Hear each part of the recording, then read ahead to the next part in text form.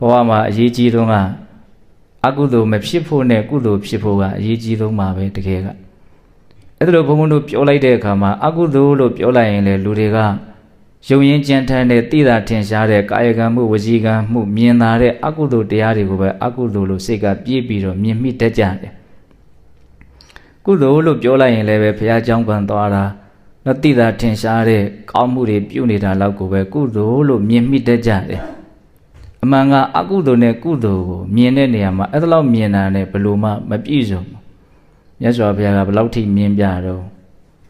အကုသိုလ်လို့မှန်မှန်ကန်ကန်ပြောကျင်တယ်ဆိုရင်និဝရဏတရား၅ပါးကိုအကုသိုလ်လို့ပြောလိုက်တယ်ကာမကိုတောင့်တတဲ့သဘောမကြည်မနဲ့ဖြစ်နေတဲ့သဘောအိတ်ချင်ငိုင်မြည်တဲ့သဘောပြန့်လွင့်တဲ့သဘောနောင်တနဲ့ပူလောင်နေတဲ့သဘောယုံမှားတန်တရားတွေဖြစ်နေတဲ့သဘောဒါတွေကိုမြတ်စွာဘုရားကအကုသိုလ်တတ်တရားအစုလို့အဲ့လိုဟောတယ်ကုသိုလ်လို့မှန်မှန်ကန်ကန်ပြောကျင်တယ်ဆိုလို့ရှိရင်တတိပဋ္ဌာန်တရား၄ပါးကိုကုသိုလ်လို့ပြောလိုက်ပါတတိပဋ္ဌာန်တရား၄ပါးဟာဘာအကုသိုလ်မှမရောရှက်တဲ့တတ်ကုသိုလ်အစုအဝေးအလုံးမဖြူရှင်းတယ်ပေါ့အဲ့ဒါဘုန်းတို့ဘဝမှာအကုသိုလ်မဖြစ်ဖို့ကုသိုလ်ဖြစ်ဖို့အရေးကြီးဆုံးလို့ပြောတဲ့နေရာမှာအကုသိုလ်ဆိုတာဘယ်လောက်ထိနေကျေတယ်လဲကုသိုလ်ဆိုတာဘယ်လောက်ထိနေကျေတယ်လဲဆိုတာကိုအဲ့လိုအခြေခံကြနားလည်ထားဖို့မလိုဘူးလားလိုတယ်ဟုတ်လားအဲ့ဒီဒေသနာနဲ့စစ်လိုက်မယ်ဆိုရင်ဘုန်းတို့ဘဝမှာအကုသိုလ်ကင်းနေတဲ့အချိန်ဟာအလွန်မှ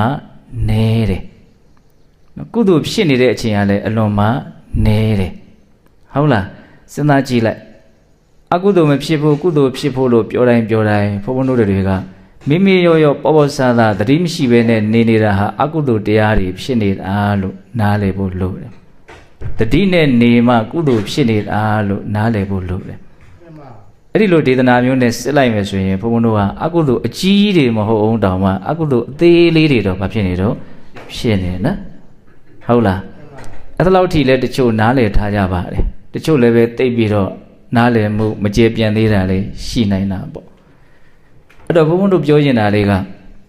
ဘဝမှာအကုသိုလ်မဖြစ်ဖို့ကုသိုလ်ဖြစ်ဖို့အရေးကြီးတယ်လို့နားလည်မှုအခြေခံရှိလို့ဘုန်းတို့ကအကုသိုလ်မဖြစ်အောင်ကုသိုလ်ဖြစ်အောင်ကြိုးပမ်းကြမယ်ဆိုတဲ့အခါကာလမျိုးမှာစိတ်ကိုဘာလို့နိုင်ဖို့လို့တော့ဆုံးမနိုင်ဖို့လို့တယ်တကယ်ဖြစ်တဲ့နာကကိုတကယ်ဖြစ်ချင်တာကအကုသိုလ်မဖြစ်ဖို့ကုသိုလ်ဖြစ်ဖို့ဖြစ်ချင်တာဟုတ်လားဒါမဲ့စိတ်ရဲ့တဘာဝကအဲ့ဒါနဲ့ဘာဖြစ်နေတော့ဆန့်ကျင်နေတယ်အဲ့ဒီလျှို့ဝှက်ချက်လေးကိုမြင်စေခြင်းတာဟုတ်လားတကယ်ဘုန်းတို့သာသနာရဲ့အစုံအမအရဖြစ်တဲ့နာကဘာတော့အကုသိုလ်မဖြစ်ဖို့ကုသိုလ်ဖြစ်ဖို့သို့တော်စိတ်ကြီးကဘလို့ဖြစ်နေတော့အကုသိုလ်မှပြောနေတယ်မကောင်းတာမှပြောနေတယ်